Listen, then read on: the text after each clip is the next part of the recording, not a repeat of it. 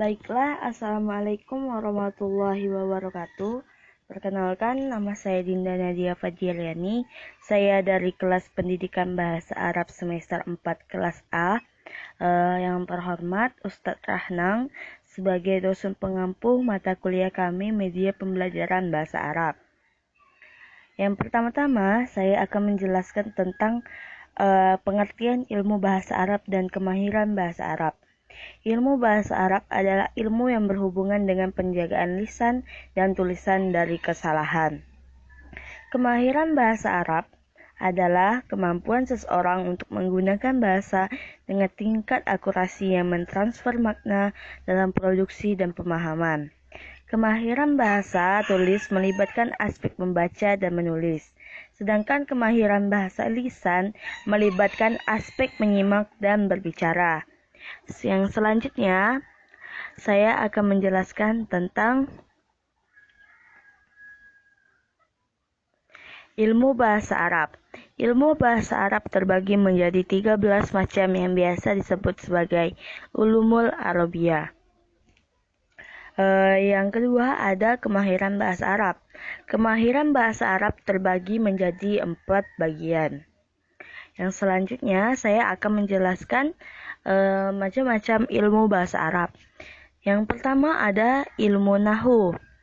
Ilmu nahu yaitu ilmu yang menjelaskan tentang hukum-hukum huruf kata dan kalimat.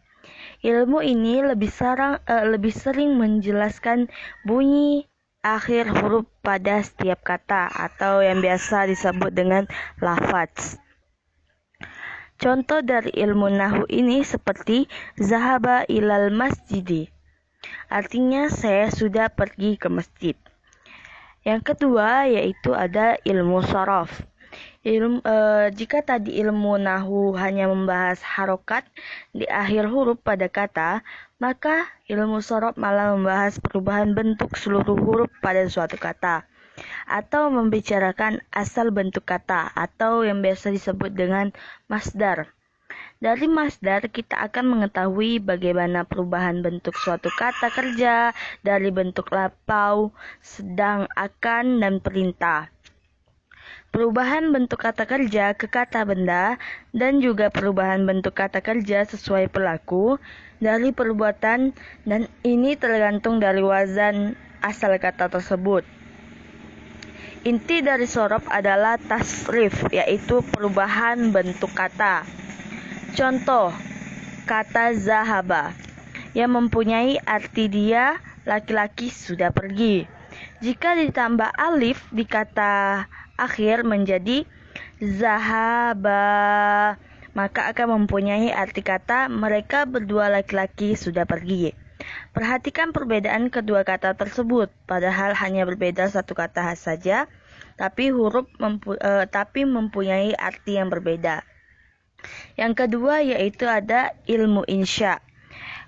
Ilmu bahasa Arab yang ilmu insya adalah ilmu bahasa Arab yang mengajarkan tentang mengarang surat, buku, pidato, cerita, artikel, fitur, dan sebagainya.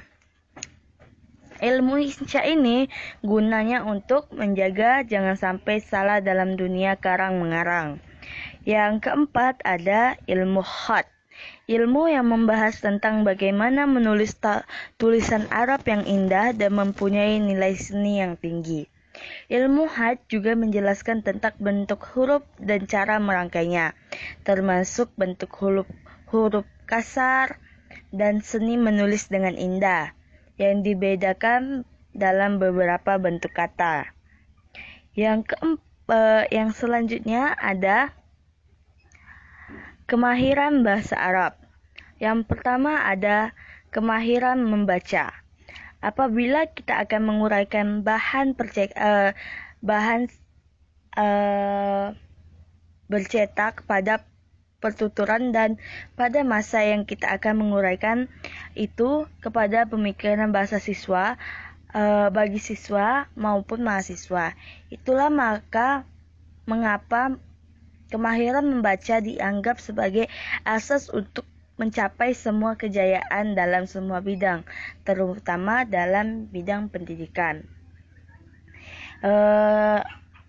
Kemahiran membaca ini biasa dalam bahasa Arab juga disebut dengan maharatul qiraah. Yang kedua ada maharatul kalam yang biasa disebut dengan kemahiran berbicara. Kemampuan dalam mengungkapkan ide dan pemikiran mereka dengan menggunakan bahasa Arab sehingga pada akhirnya dapat berbicara langsung dengan lawan bicara yang menggunakan bahasa Arab atau bahkan dengan orang Arab sekaligus.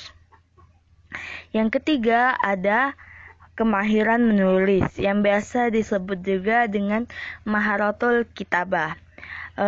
Maksudnya di sini adalah bahwa setiap pelajar bahasa Arab mesti memiliki kemampuan dalam menulis teks-teks bahasa Arab, baik itu yang sifatnya penyalinan, dikte maupun membuat karangan, dengan menggunakan metodologi penulisan dan kaidah yang benar menurut bahasa Arab.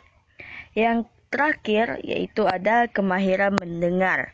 Kemahiran mendengar ini juga biasa disebut dengan maharatul istima. Kemahiran mendengar merupakan komponen kemahiran berbahasa yang pertama dikuasai oleh seorang pelajar, terutama pada orang yang belajar bahasa Arab tersebut. Dan adapun penguasaan komponen bahasa Arab yang lain seperti bertutur, membaca, dan menulis tergantung pada kemahiran mendengar. Untuk itu, kemahiran mendengar harus diberi penekanan dalam proses belajar mengajar, karena ia merupakan asas pada kemahiran bertutur, membaca, dan menulis. Pada slide sebelumnya, saya akan bilang kalau ilmu bahasa Arab tersebut terbagi menjadi 13 bagian, tapi di slide ini saya hanya menulis 4 saja. Jadi yang lainnya akan saya sebutkan saja. Kan ada ilmu nahu, ilmu sharaf, ilmu insya, ilmu khat, dan juga ada ilmu lughah, ilmu arud. Setelah itu ada ilmu kawafi, ada ilmu istiqaq, ada juga ilmu qardusyiri, ada juga ilmu mukhadarat, ada ilmu bayan, dan ada ilmu badi, dan terakhir ada ilmu ma'ani. Jadi saya hanya menjelaskan 4 saja. Baiklah. Mungkin sekian yang dapat saya sampaikan dari presentasi saya hari ini. Saya tutup. Terima kasih atas perhatiannya. Jika ada salah kata, salah perbuatan, saya mohon maaf. Saya akhiri. Wassalamualaikum warahmatullahi wabarakatuh.